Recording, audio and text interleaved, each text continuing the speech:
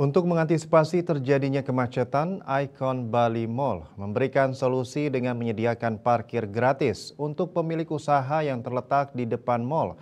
Hal ini dilakukan agar para pemilik usaha tidak memarkir kendaraan mereka di pinggir jalan sehingga kemacetan dapat diatasi. Mall yang baru secara resmi dibuka disambut antusias masyarakat, namun potensi kemacetan di sekitar mall menjadi perhatian serius.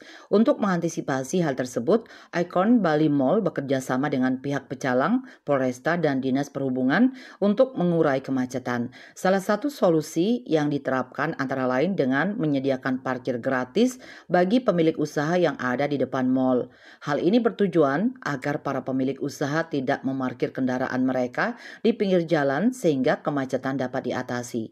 Upaya ini terbukti efektif dengan melihat kondisi lalu lintas di depan Icon Bali Mall saat ini terpantau lancar.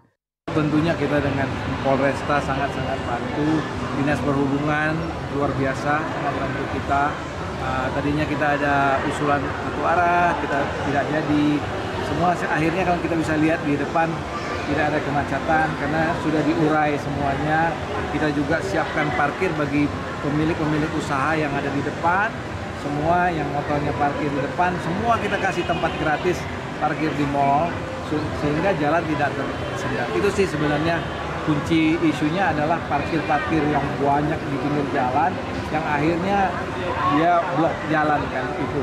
Sekarang kita buka, kita bikin tempat yang besar kiri kanan, silakan masuk ke mall, tidak kita kenakan biaya sehingga mereka lebih nyaman lah gitu ya, tidak harus parkir di badan jalan. Keberhasilan Icon Bali Mall dalam mengatasi kemacetan menjadi contoh baik bagi pusat perbelanjaan lainnya.